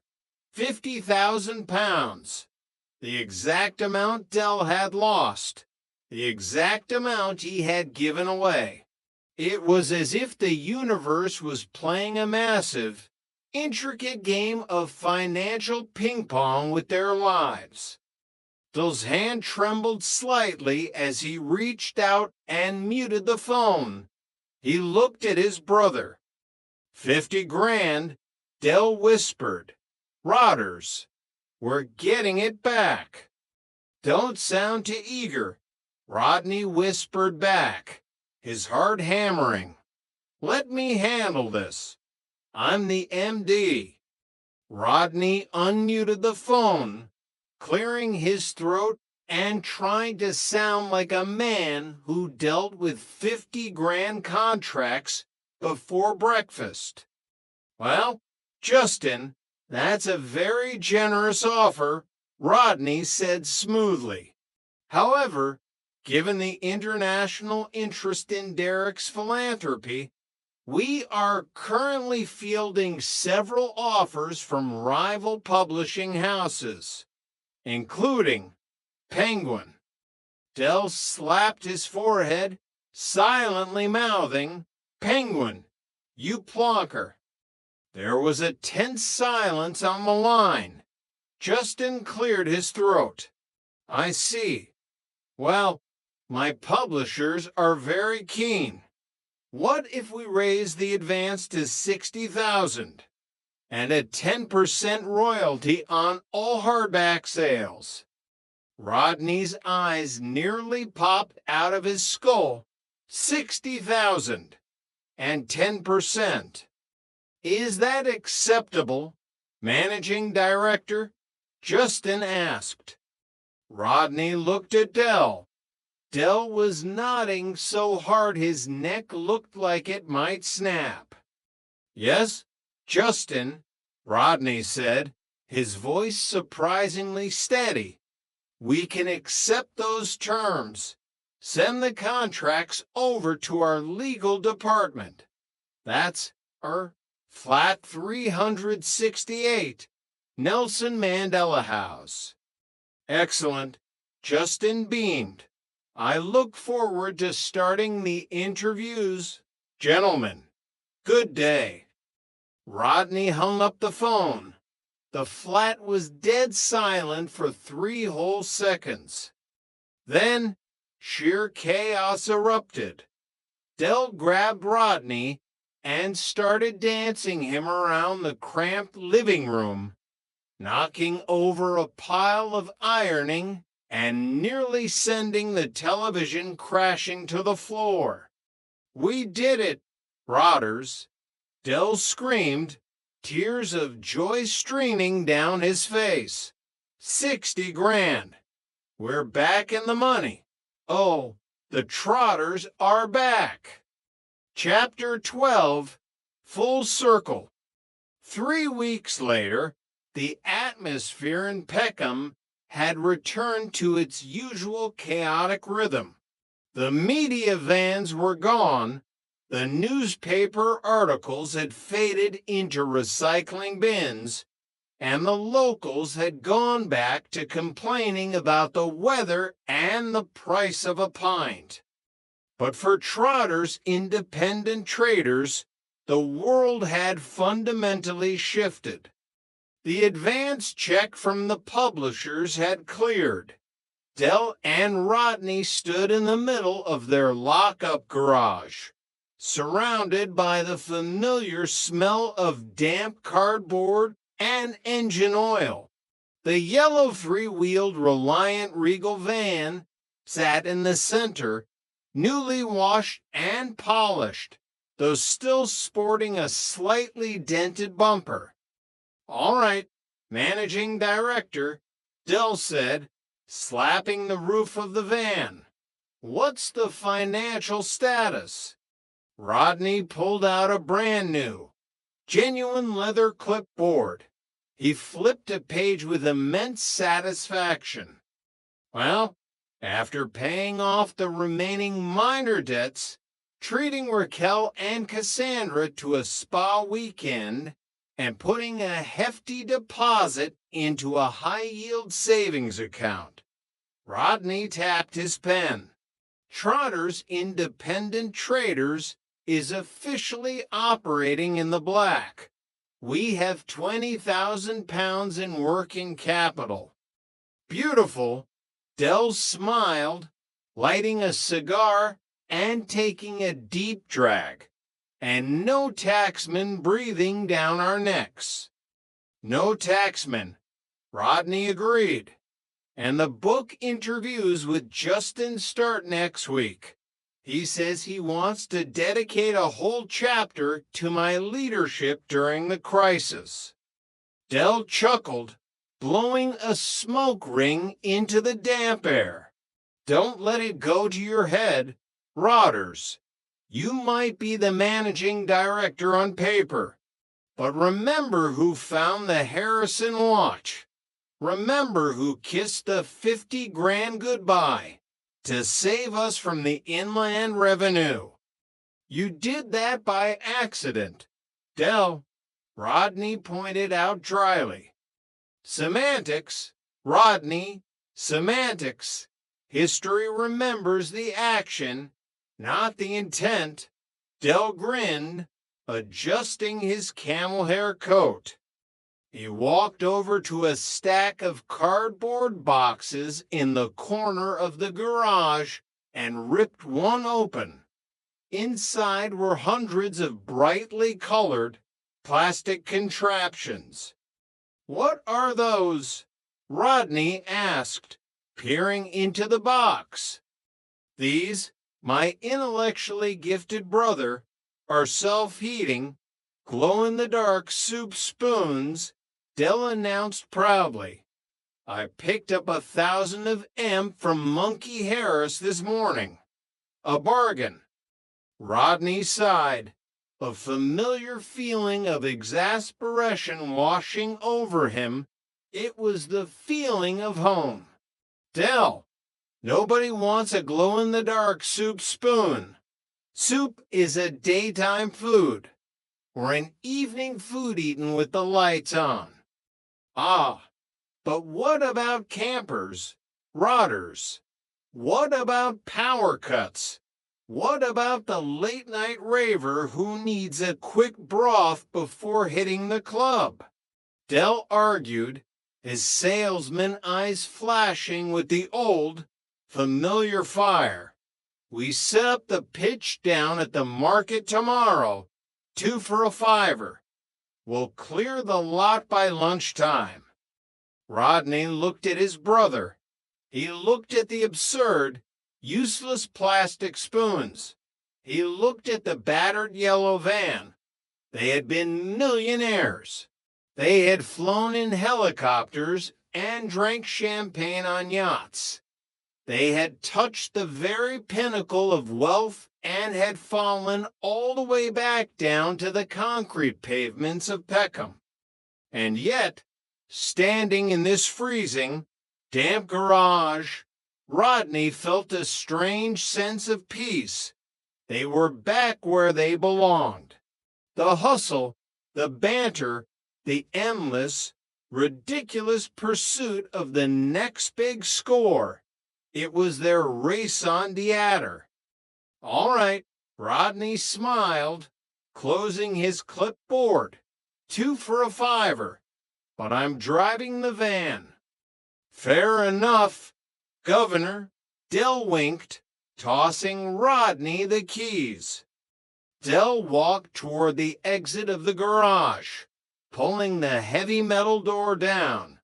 The bright London sunlight spilled across his face as he looked out over the sprawling estate.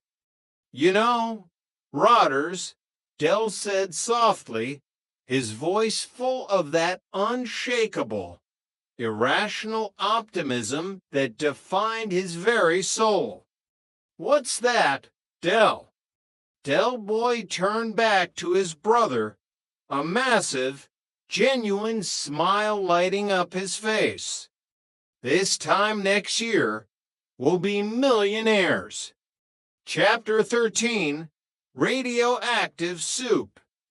The following morning at Peckham Market was brisk, carrying the sort of biting wind that made people walk with their heads down and hands shoved deep into their pockets.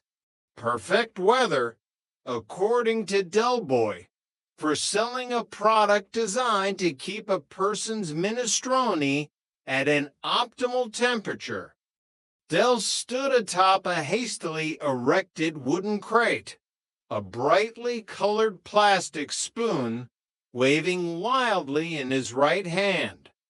Roll up, Del hollered, his voice cutting through the noise of the market.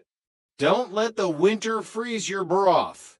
Trotter's Independent Traders is proud to present the culinary marvel of the 21st century, the Apollo 11 of cutlery, the self-heating, glow-in-the-dark soup spoon.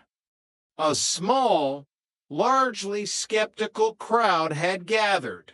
Among them were Denzel, clutching a polystyrene cup of tea, and Trigger, who was staring blankly at the plastic spoon as if trying to decipher ancient hieroglyphics. How's it work, Dave? Trigger asked, turning to Rodney, who was standing a few feet away, looking deeply embarrassed while wearing his managing director badge.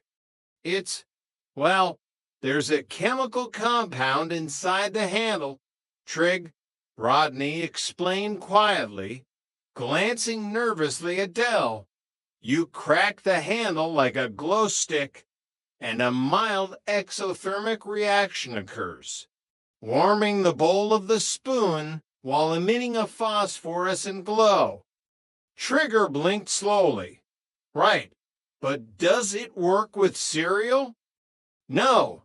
Trigger, you don't want warm milk on your cornflakes. Rodney sighed. You're missing the point, Trig, Del interjected, hopping off his crate. Imagine this. You're out camping in the wilds of Epping Forest. It's pitch black. You're starving.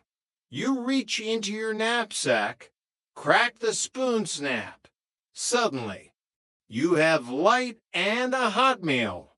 It's a lifesaver. It is. Del snapped the handle of the display spoon to demonstrate. There was a sharp crack, followed by a faint fizzing sound.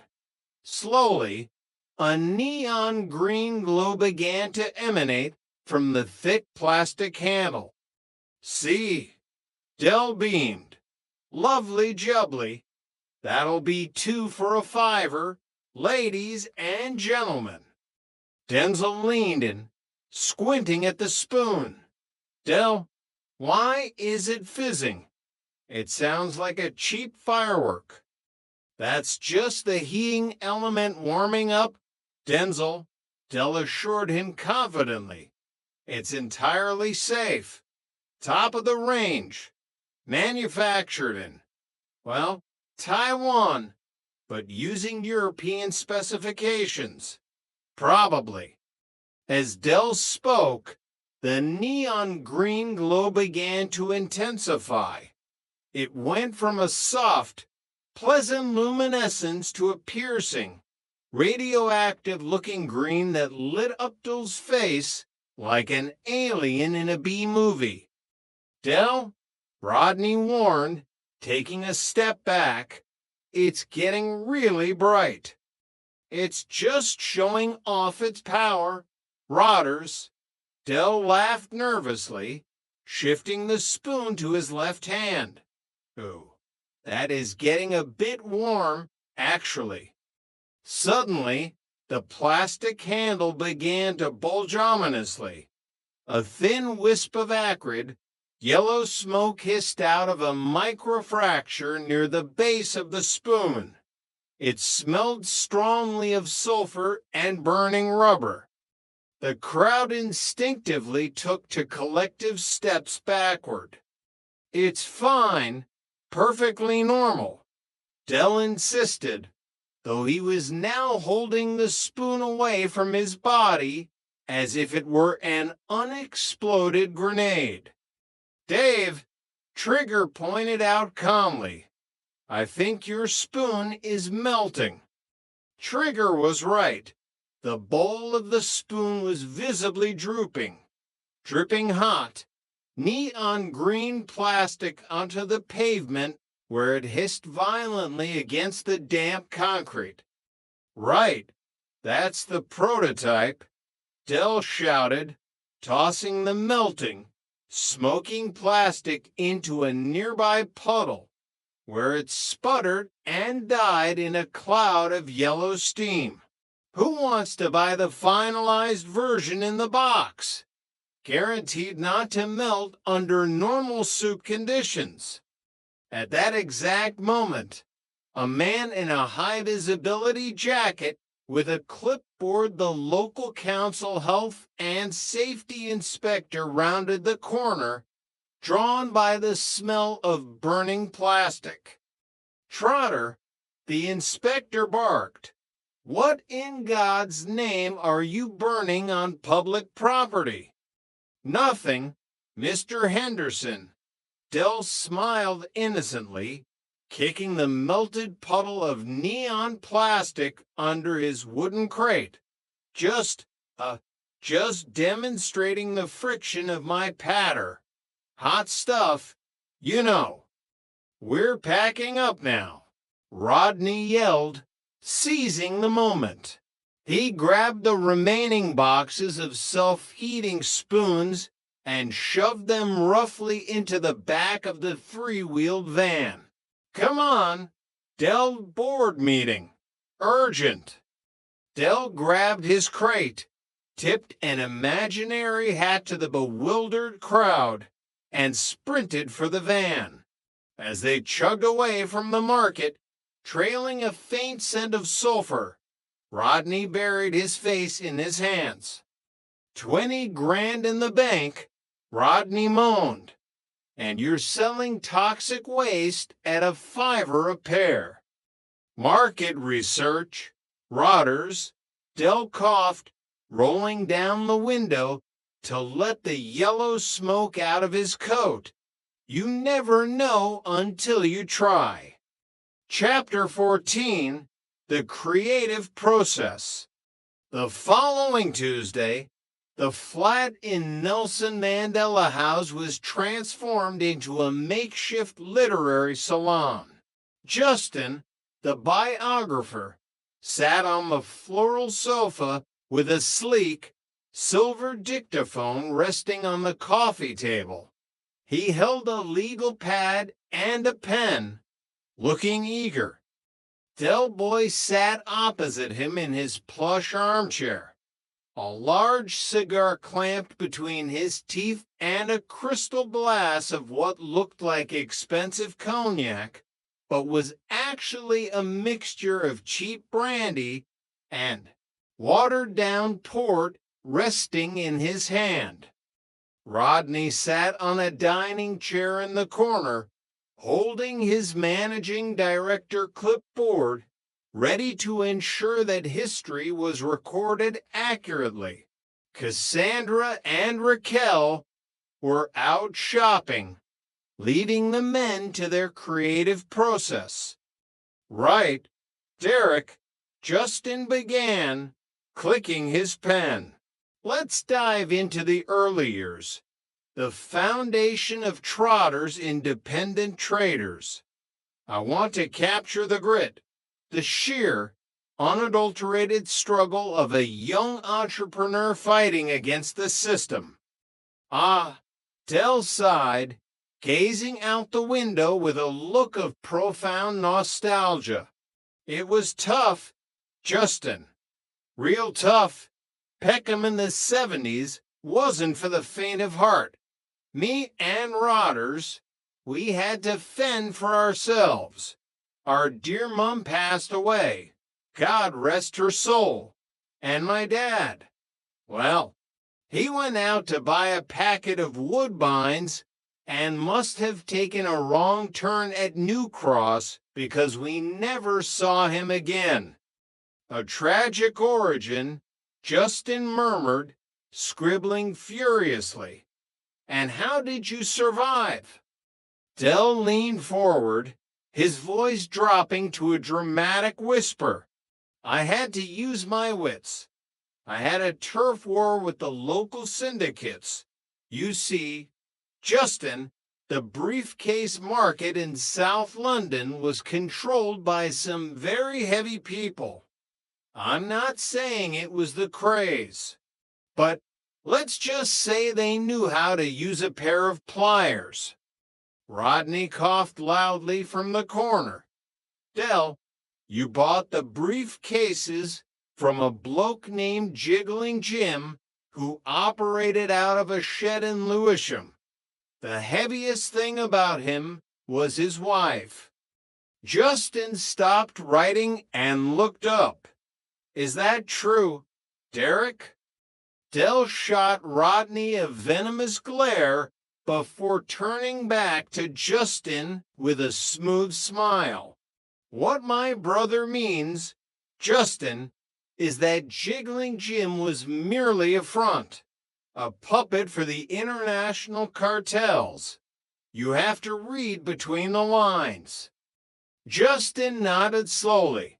I see. And what about your first big score?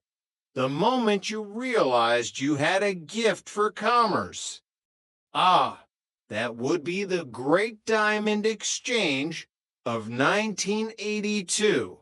Del proclaimed, blowing a cloud of smoke toward the ceiling. I was approached by a mysterious Russian countess. She needed to move a priceless Romanov jewel out of the country.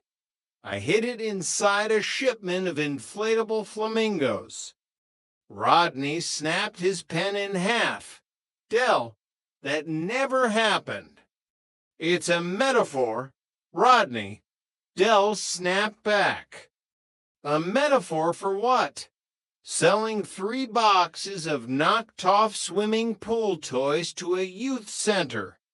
Justin held up a hand, his eyes gleaming with artistic fervor. No, Rodney, let him speak. This is gold, absolute gold. The public doesn't just want facts. Rodney, they want a narrative. They want romance, danger, intrigue. If Derek felt like he was dealing with Russian royalty, then that is his emotional truth. Rodney stared at the biographer in utter disbelief. Emotional truth. He's making it up as he goes along. Last week he told Trigger he invented the internet in the back of the Nag's Head. And who's to say I didn't? Del challenged, taking a sip of his port mixture. I had the idea for a global network of computers connected by phone lines in 1978. I just couldn't afford the soldering iron to put it together." Justin chuckled, entirely charmed. "Derek, your imagination is a testament to the entrepreneurial spirit. Let's move on to the Harrison watch. The moment everything changed." Dell settled back into his chair, entirely in his element. "Well, Justin, it was a dark and stormy night. For the next 2 hours, Rodney sat in agonizing silence as Dell wove a tapestry of absolute fiction. According to Dell, Trotter's independent traders had single-handedly negotiated trade embargoes, outsmarted Wall Street tycoons, and narrowly avoided assassination by rival antique dealers. By the time Justin left the flat, his dictaphone was full, and his eyes were wide with the promise of a guaranteed bestseller.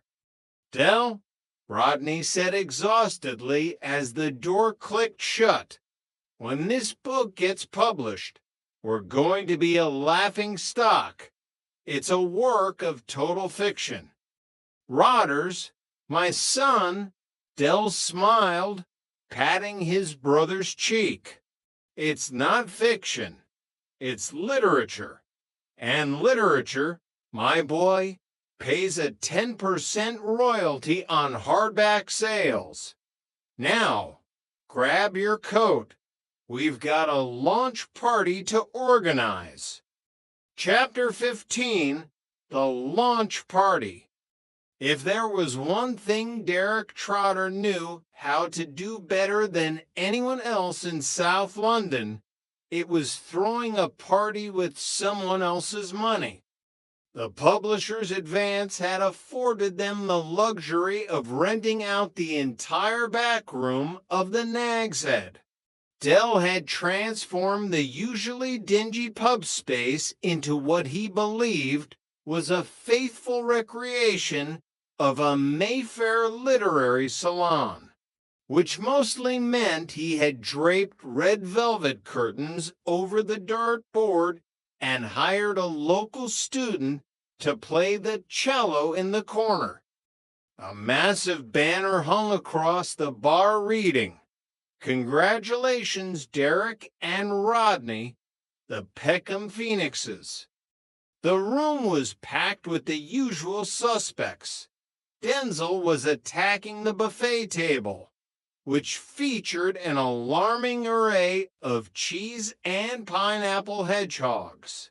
Trigger was staring intently at the cellist, trying to figure out how she was making the big violin sound so sad.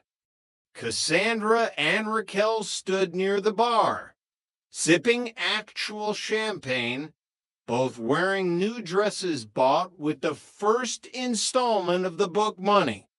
I have to admit, Cassandra smiled, watching Rodney desperately trying to schmooze a man from a local newspaper. He looks happy, even if the book is mostly lies. Dell calls it creative embellishment. Raquel laughed, linking her arm through Cassandra's. "I'm just glad we're not running from the taxman anymore, or selling those glowing spoons.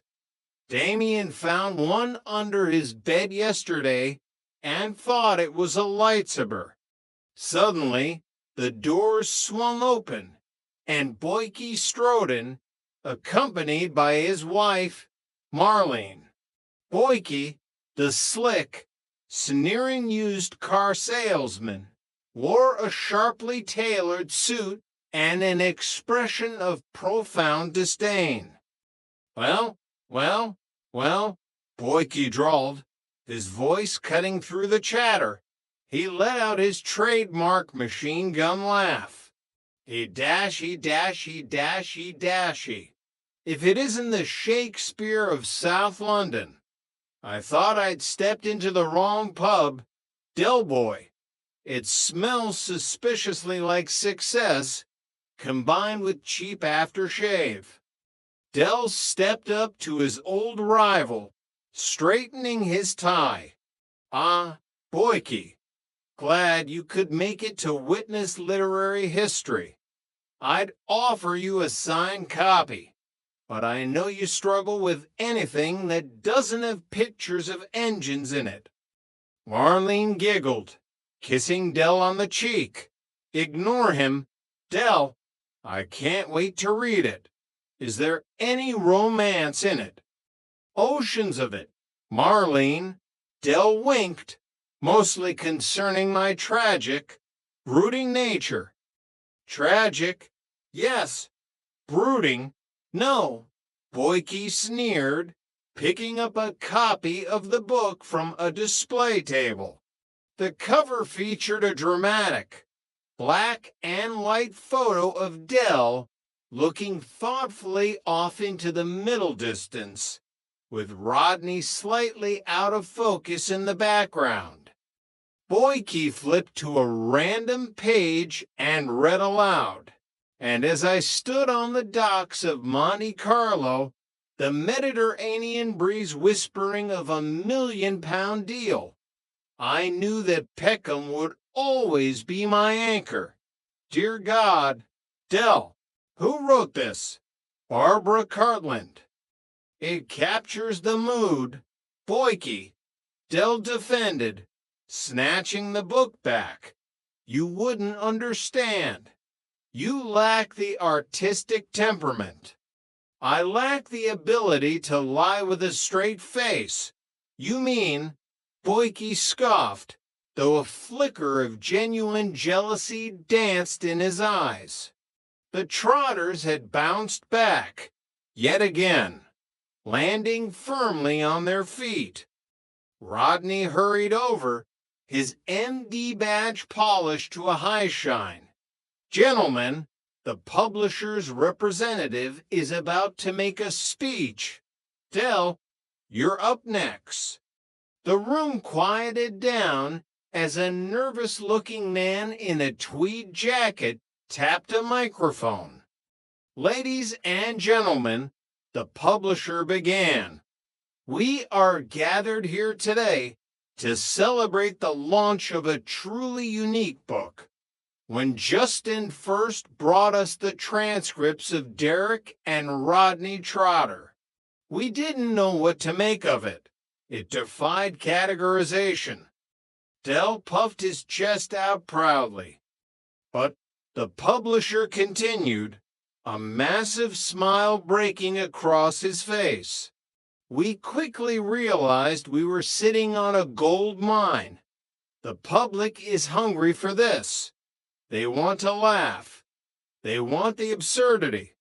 And so, I am thrilled to announce that as of this morning, the Peckham Phoenix has entered the Sunday Times bestseller list.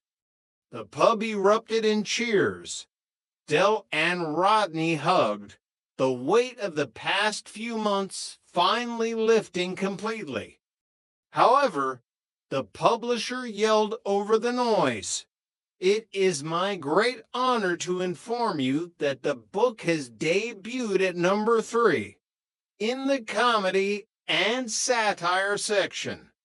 The cheering abruptly stopped.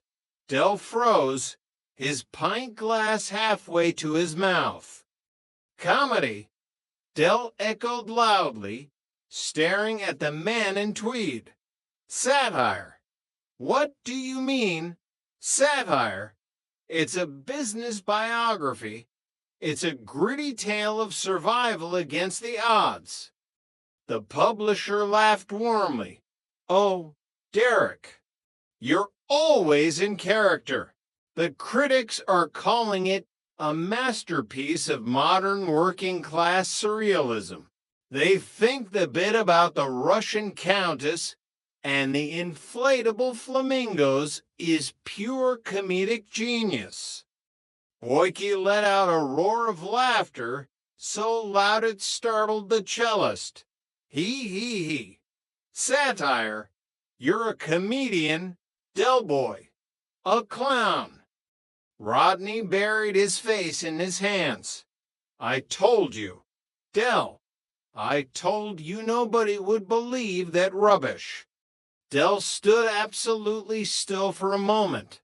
He looked at the laughing faces around the room. He looked at Boyke's smug expression.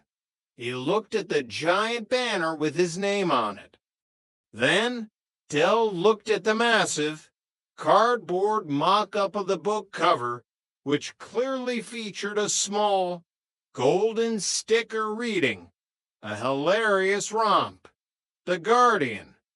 Slowly, the shock faded from Del's face, replaced by a slow, calculating smile. He turned to the publisher. Number 3 in the country, you say?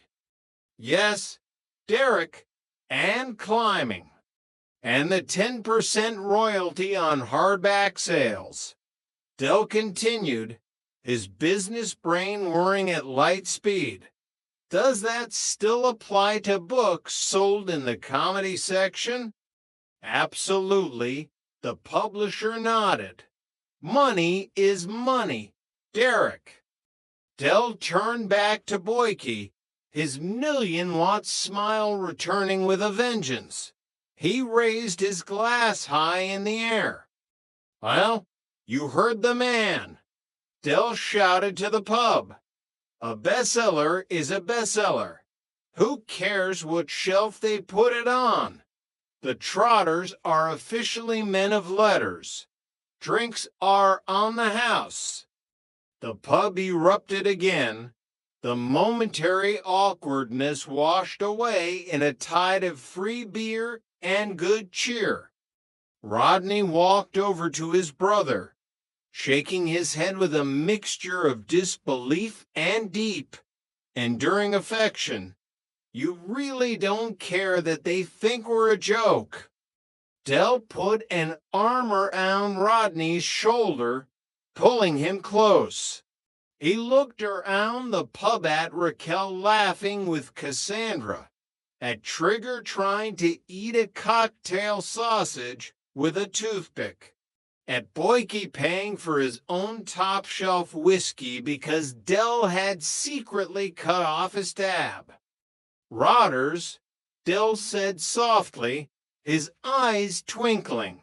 They can call us clowns. They can call us satirists. They can call us whatever they bloody well like, as long as they spell the name right on the royalty check. Del raised his glass toward the ceiling, the undisputed king of his own ridiculous, beautiful world. He who dares, Rodney, Del whispered, a genuine smile on his face.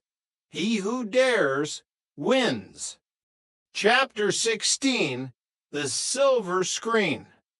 The telephone in flat 368 began to ring with an aggressive frequency that the Trotters hadn't experienced since they were briefly millionaires.